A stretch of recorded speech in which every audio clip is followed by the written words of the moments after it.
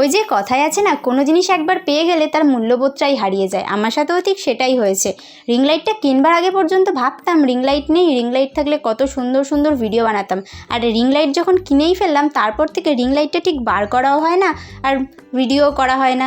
এই কুর্তিটা আমার নয়, এটা হচ্ছে ঝুম্পার। আমি ওর থেকে নিয়েছিলাম আর মাত্র 50 টাকা নিয়েছিল, ভাবা যায়। আজকে শার্ট আউটে জ্যোতি রয় বলেছে, দিদি তোমার মিনি ব্লগে আমার নামটা নিও, তোমার ভিডিওগুলো আমার খুব ভালো লাগে, থ্যাংক ইউ সো মাচ।